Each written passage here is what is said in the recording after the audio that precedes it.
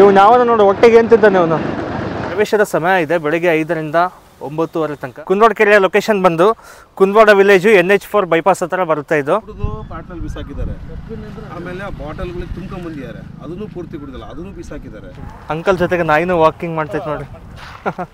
ಬಲೆ ಹಾಕ್ತಿದ್ದಾರೆ ನೋಡಿ ಇಲ್ಲಿ. ಈಗ ನಾನು ಮತ್ತು ನನ್ನ ಇನ್ನೊಬ್ಬ ಫ್ರೆಂಡ್ ಆಕಾಶ್ ಅಂತೇಳಿ ಕಯಾಕಿಂಗ್ ಮಾಡಿದ್ವಿ. ಆ ವೀಡಿಯೋಸ್ ಇದಾವೆ, ಆ ವೀಡಿಯೋಸ್ನ ಹಾಕ್ತೀನಿ, ನೋಡ್ಕೊಂಬನ್ನಿ. ಇವನು ಯಾವನ ನೋಡು ಒಟ್ಟಿಗೆ ಎಂತಿದ್ದಾನೆ ಅವನು. ಕ್ಯಾರ ಕಿತ್ತೋದಂಗೆ ರೋಡಾಗ ಹೊಡೀರಿ ಲೋಪಾರ್ ನನ್ನ ಮಕ್ಕಳನ್ನ. ನನ್ನ ಮಗನೇ ಅವನು ಹೋಗ ನೋಡು, ಒಂದು ವೇದಾಗ ಹೆಂಗೆ ಹೋಗ್ತಾನೆ. ನಮಸ್ಕಾರ ಎಲ್ಲರಿಗೂ, ಎಲ್ಲರೂ ಹೆಂಗಿದ್ದಾರೆ, ಎಲ್ಲರೂ ಚೆನ್ನಾಗಿದ್ದಾರೆ ಅನ್ಕೊಂತ ಇವತ್ತಿನ ವಿಡಿಯೋನ ಶುರು ಮಾಡ್ತಿದ್ದೀನಿ. ಇವತ್ತು ಕೂಡ ನಾನು ದಾವಣಗೆರೆಯ ಒಂದು ಫೇಮಸ್ ಸ್ಪಾಟ್ಗೆ ಕರ್ಕೊಂಡು ಹೋಗ್ತಿದ್ದೀನಿ. ಪ್ಲೇಸ್ ಹೆಸರು ಬಂದು ಕುಂದವಾಡ ಕೆರೆ. ದಾವಣಗೆರೆ ಸಿಟಿಯಿಂದ ಕುಂದವಾಡ ಕೆರೆ 4 ಕಿಲೋಮೀಟರ್ ಆಗುತ್ತೆ. ಕುಂದವಾಡ ಕೆರೆದು ಲೊಕೇಶನ್ ಬಂದು Kundawada village NH4 bypass. Just ಈಗ ತಾನೇ ಬಂದೆ, ಗಾಡಿ ಹಿಡ್ಕೊಂಡು ಇಲ್ಲಿ ನನ್ನ ಗಾಡಿನ ಇಲ್ಲಿ ಪಾರ್ಕ್ ಮಾಡಿದ್ದೀನಿ. ಇದೇನು ಆಪೋಸಿಟ್ ನನ್ನ ಎದುರುಗಡೆ ಕಾಣಿಸಿದೆಯಲ್ಲ, ಇದೇ ಎಂಟ್ರೆನ್ಸ್. ಇದು ಕುಂದವಾಡ ಕೆರೆ ಒಳಗೆ ಹೋಗೋದಕ್ಕೆ ಪಾರ್ಕಿಂಗ್ ಕೂಡ ಇದೆ, ಮತ್ತು ಟಾಯ್ಲೆಟ್ಸ್ ಇದೆ ಈ ಕಡೆಗೆ. ಅಂದರೆ ಕಾಯಿನ್ ಹಾಕಿ ಯೂಸ್ ಮಾಡೋಂಥ ಟಾಯ್ಲೆಟ್ಸ್ ಇವು. ಈ ಕಡೆಗೆ ಬಂದರೆ ನೀರಿಂದಿದೆ, ಕುಡಿಯೋ ನೀರು. ಅಲ್ಲಿ ಕಾಯಿನ್ ಹಾಕಿ ಇಲ್ಲಿ ತುಂಬ್ಕೋಬೇಕು. ಇಲ್ಲಿ ಮುಂಚೆಗಿಂತ ಇಲ್ಲಿ ತುಂಬ ಡೆವಲಪ್ ಆಗಿದೆ. ಇಲ್ಲಿ ಒಂದು ಪಾರ್ಕಿಂಗ್ ಆಗಿರ್ಬೋದು, ಮತ್ತು ಟಾಯ್ಲೆಟ್ಸ್ ಆಗಿರ್ಬೋದು, ಮತ್ತು ಈ ಕಡೆ ಕುಡಿಯೋ ನೀರಿನ ವ್ಯವಸ್ಥೆ ಕೂಡ ಇದೆ. ಇದೇ ಎಂಟ್ರೆನ್ಸ್. ಇದು ಒಳಗಡೆ ಎಂಟ್ರಿ ಆಗ್ತಿದ್ದೀನಿ. ಕುಂದವಾಡ ಕೆರೆ ಒಳಗೆ ಎಂಟ್ರೆನ್ಸ್ ಹಾಕೋಕ್ಕಿಂತ ಮುಂಚೆ ಇಲ್ಲಿ ಒಂದು ಸಾರ್ವಜನಿಕ ಪ್ರಕಟಣೆ ಇದೆ. ಇದು ಒಂದು ಸತಿ ಓದ್ಕೊಂಡು ಹೋಗ್ಬಿಡಿ. ನೀವು ನಗರದ ಕುಡಿಯುವ ನೀರಿನ ಕೆರೆಯಾಗಿದ್ದು ಕೆರೆಯಲ್ಲಿ ಈಜಾಡುವುದು, ಬಟ್ಟೆ ಒಗೆಯುವುದು, ದನಕರುಗಳ ಮೈ ತೊಳೆಯುವುದು, ವಿಹಾರಕ್ಕೆ ಬರುವ ಕೆರೆ ಅಂಗಳದ ಕಲ್ಲಿನ ಹಿರಿಯ ಮೇಲೆ ಇಳಿಯುವುದು ಮತ್ತು ಕಲ್ಲಿನ ಹಿರಿಯ ಕಲ್ಲುಗಳನ್ನು ಕಿತ್ತು ನೀರಿಗೆ ಎಸೆಯುವುದು ಕೂರುವುದನ್ನು ನಿಷೇಧಿಸಲಾಗಿದೆ. ಒಂದು ವೇಳೆ ಕಣ್ಣು ತಪ್ಪಿಸಿ ಕೆರೆಯಲ್ಲಿ ಈಜಾಡಲು ಪ್ರಯತ್ನಿಸಿ ಪ್ರಾಣಾಪಾಯ ಉಂಟಾಗಲಿ ಅದಕ್ಕೆ ಮಹಾನಗರ ಪಾಲಿಕೆ ಆಗಲಿ ದಾವಣಗೆರೆ ಸ್ಮಾರ್ಟ್ ಸಿಟಿ ಆಗಲಿ ಜವಾಬ್ದಾರರಲ್ಲ. ಪ್ರವೇಶದ ಸಮಯ ಇದೆ, ಬೆಳಗ್ಗೆ 5ರಿಂದ 9:30 ತನಕ, ಮತ್ತು ಸಂಜೆ 5 ಗಂಟೆಯಿಂದ 7:30. ನಮ್ಮ ಬಾಸಿನ ಫೋಟೋ ಇದೆ. ಜೈ ಶ್ರೀರಾಮ್.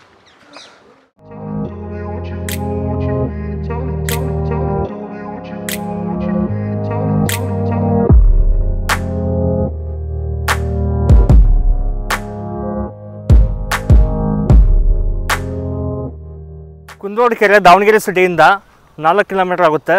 ಮತ್ತು ಕುಂದವಾಡ ಕೆರೆಯ ಲೊಕೇಶನ್ ಬಂದು ಕುಂದವಾಡ ವಿಲೇಜು NH4 ಬೈಪಾಸ್ ಹತ್ರ ಬರುತ್ತೆ. ಇದು ಜಾಗಿಂಗು ವಾಕಿಂಗ್ಗೋಸ್ಕರನೇ ಈ ಸ್ಪಾಟ್ ಫೇಮಸ್. ಇದು ಅದ್ರ ಜೊತೆಗೆ ಇದು ಪಿಕ್ನಿಕ್ ಸ್ಪಾಟ್ಗೂ ಕೂಡ ಫೇಮಸ್. ಇದು ಕುಂದವಾಡ ಕೆರೆ.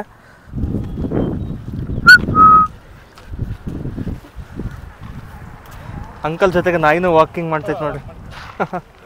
ಸಂಜೆ ಮತ್ತು ಬೆಳಗ್ಗೆ ಅಂತೂ ಸಖತ್ ಜನ ಇಲ್ಲಿ ವಾಕಿಂಗ್ ಮಾಡೋಕ್ಕೆ, ಜಾಗಿಂಗ್ ಮಾಡೋಕ್ಕಂತಲೇ ಬರ್ತಾರೆ. ಇಲ್ಲೇ ಸ್ವಲ್ಪ ಕಣ್ಣಾಡ್ಸಿದ್ರೆ ಕಾಣಿಸುತ್ತೆ ನೋಡಿ, ಅಲ್ಲಲ್ಲಿ ಜನ ಓಡಾಡೋದು. ಬಟ್ ತುಂಬ ಚೆನ್ನಾಗಿ ಡೆವಲಪ್ಮೆಂಟ್ ಮಾಡಿರೋ ಕುಂದವಾಡ ಕೆರೆಯ ಏರಿಯಾ ಬಂದು 200ರಿಂದ 265 ಎಕರೆ ಇದೆ. ಇಂಥ ವಾತಾವರಣದಲ್ಲಿ ಇಲ್ಲಿ ವಾಕ್ ಮಾಡ್ತಿದ್ರೆ ಆ ಫೀಲೇ ನೆಕ್ಸ್ಟ್ ಲೆವೆಲ್ ಇರುತ್ತೆ. ಬಾಟ್ಲು ಎಲ್ಲ ಹಾಕಿದ್ರಲ್ಲಿ ಎಲ್ಲ ಇವನು ತೆಗೆದ್ರು, ನಾನು ವಿಡಿಯೋ ಮಾಡಿದೆ. ಇಲ್ಲ, ಅದೊಂದು ಸಮಸ್ಯೆ ನಮ್ಮ ಜನದ್ದು. ಈ ಕೆಟ್ಚಾಳ ಏನಂದ್ರೆ ಹೋದ ಕಡೆ ಬಂದ ಕಡೆ ಪಿಕ್ನಿಕ್ ಸ್ಪಾಟಲ್ಲೆಲ್ಲ ಕುಡಿಯೋದು, ಬಾಟ್ಲ್ಗಳು ಎಸೆಯೋದು, ಮತ್ತೆ ಏನು ಪ್ಲಾಸ್ಟಿಕ್ ಅವ್ರನ್ನ ಎಸೆಯೋದು, ಇಂಥವು ತುಂಬ ಜಾಸ್ತಿ. ಕುಡಿದು ಪಾಟ್ನಲ್ಲಿ ಬಿಸಾಕಿದ್ದಾರೆ, ಆಮೇಲೆ ಬಾಟಲ್ಗಳಿಗೆ ತುಂಬ್ಕೊಂಡ್ ಬಂದಿದ್ದಾರೆ, ಅದನ್ನು ಪೂರ್ತಿ ಕುಡಿದಿಲ್ಲ, ಅದನ್ನು ಬಿಸಾಕಿದ್ದಾರೆ. ದೇವ್ರ ಫೋಟೋಗಳು ಮನೇಲಿ ಪೂಜೆ ಮಾಡ್ತಾರೆ, ಸಾಕಾತು ಅಂತ ತಂದು ಇಲ್ಲಿ ಹಾಕ್ತಾರೆ. ಅವೇನೋ ಪಾಡ್ಸಿರೋ ತೆಂಗಿನಕಾಯಿ ಹಾಕಿದ್ರು. ಹೌದು, ನಾನು ನೋಡಿದೆ ಅಲ್ಲಿ ಒಂದು 2-3 ಕಟ್ಟೆ ಕಳಿಸ್ತಲ್ಲ, ಅಲ್ಲಿ ಬಿದ್ದಿದ್ದಾವೆ, ಇನ್ನೂ ಅಲ್ಲೇ ಇದೆ. ಅಲ್ಲಿ ಒಂದು ತೆಂಗಿನಕಾಯಿನೇ ಇದೆ ಅಲ್ಲಿ. ಒಂದು 4 ಎಷ್ಟು ಚೀಲ? 4 ಚೀಲ. ಇವನೇ ಚೀಲ ಅಲ್ಲ. ಇದು ಆಕ್ಚುಲಿ ಇದು ಕುಡಿಯೋ ನೀರಿಗೆ ಸಹ ಬಳಸ್ತಾರೆ ಇದನ್ನ. ಆ ನೀರ್ನೇ ಕುಡಿಯೋ ಜನ, ದಾವಣಗೆರೆ ಜನ ಕುಡಿಯೋದ ನೀರ್ನ ಅದು ಮರ್ತು ಬಿಡ್ತಾರೆ. ಈಗ ಎಣ್ಣೆ ಕುಡಿಯೋಕೆ ಬಂದ್ರೆ ಮರ್ತು ಬಿಡ್ತಾರೆ. ಜನಕ್ಕೆ ನಂಬಿಕೆಗಿಂತ ಮೂಢನಂಬಿಕೆಗಳು ಜಾಸ್ತಿ ಆಗಿದ್ದಾವೆ. ಅದನ್ನ ಕೆರೆಯಲ್ಲಿ ಒಸಿಬೇಕು, ಅದನ್ನ ಅಲ್ಲಿ ತಗೊಂಡು ಹಾಕ್ಬೇಕು, ಚಾನಲ್ನಲ್ಲಿ ಹಾಕ್ಬೇಕು ಅಂತ ಯಾರೋ ಒಬ್ನ ಹೇಳ್ಬಿಡ್ತಾನ, ಅದೇ ತಲೆಯಲ್ಲಿ ಹಿಡ್ಕೊಂಡು ತಗೊಂಡೋಗಿ ಬಂದು ಹಾಕೋದು. ಅಲ್ಲ, ನಮ್ಮ ಊರಿನಲ್ಲಿ ನೋಡ್ತಾನ ಕಾರ್ಪೊರೇಷನ್ ನಾವು ಕೆಲಸ ಮಾಡೋದಲ್ಲ, ಅವು ಏನು ಮಾಡ್ತಾರೆ ಗೊತ್ತಾ, ಅಲ್ಲೊಂದು ಬಾವಿ ಐತಿ, ಗಣೇಶಂದು ಬಿಡಾಕಂತ ತೆಗಿತಾರ, ಮುಸ್ತಾರ ಗಣೇಶ. ಆ ಎಲ್ಲ ಕಸ ಕೊಡ್ತಾರ, ಅವು ಕೊಡಲ್ಲ. ಇಲ್ಲ ಸರ್, ಡೈರೆಕ್ಟಾಗಿ ಕೊಡಬಾರ್ದು. ಒಂದು ಏನು ಮಾಡ್ತೀವಿ ಅಂತ ತಗೊಂಡು ಅಲ್ಲಿ ಇಡ್ತಾನೆ, ಅಲ್ಲಿ ಹಾಕ್ತಾನೆ. ಅಲ್ಲೂ ನಿನ್ನ ತಗೊಂಡು ಹಾಕ್ತಿಲ್ಲ, ಅದನ್ನ ತಗೊಂಡವ್ರು ನಾವೇ. ಅಲ್ಲ, ಅದು ಮತ್ತೆ ಸೀದಾ ಕಸಕ್ಕೆ ಹೋಗೋದಲ್ವಾ ಅದು? ನಾವು ಕಾಲಾಗೆಲ್ಲ ತುಂಬ್ತಾರ ನಮ್ಮವ್ರು. ನಿನ್ನ ಪಾಪ ಇನ್ನೆಷ್ಟು ಬರೋಕಿಲ್ಲಪ್ಪ, ಕಾಲ ತೊಗೊಂಡ್ರ ನೀನೇ ಕೈಯಾಗ ಕೊಟ್ಟು. ಈಗ ನಾವು ಹುಡುಕ್ತೋದ್ರೆ ತುಂಬಾ ಸಿಗ್ತವೆ, ಬಟ್ ಎಲ್ಲದೂ ನಂಬ್ಕೊಂಡು ಕೂತ್ರೆ ಜೀವನ ನಡೆಯಲ್ಲ.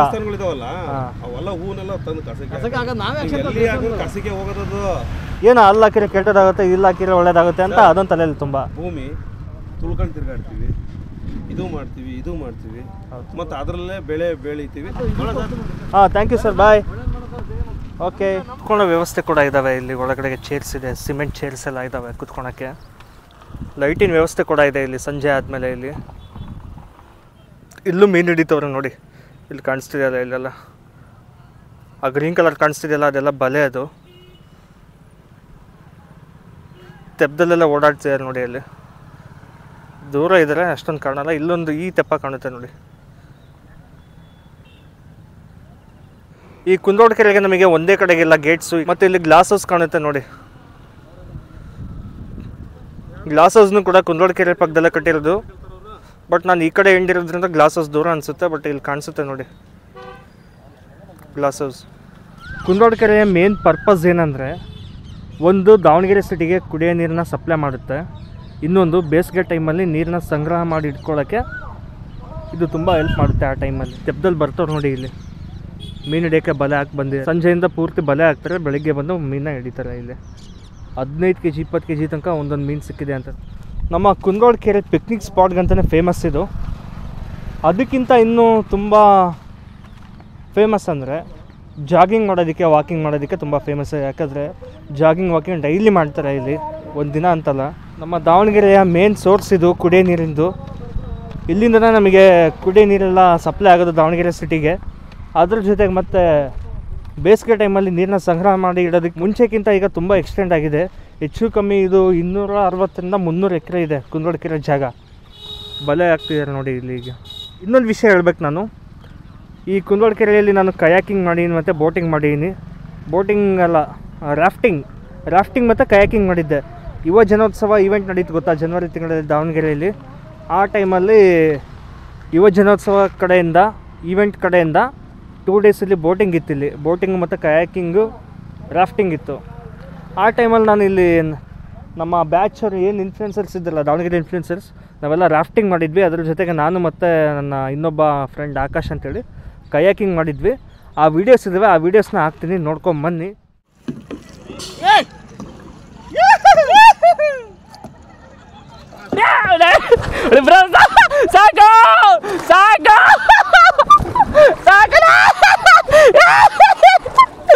ದೇವರ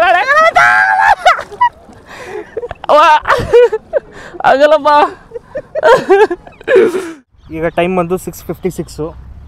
ನಾನು ಬಂದಿದ್ದು ಸುಮಾರು 5:15 ಅನಿಸುತ್ತೆ.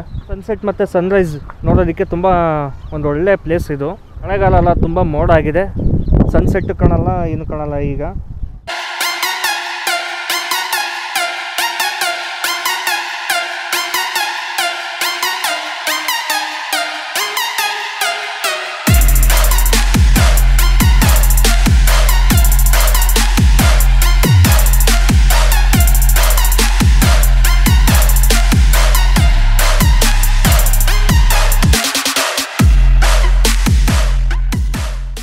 ಇಲ್ಲಿಗೆ ಈ ವಿಡಿಯೋನ ಎಂಡ್ ಮಾಡ್ತಾಯಿದ್ದೀನಿ.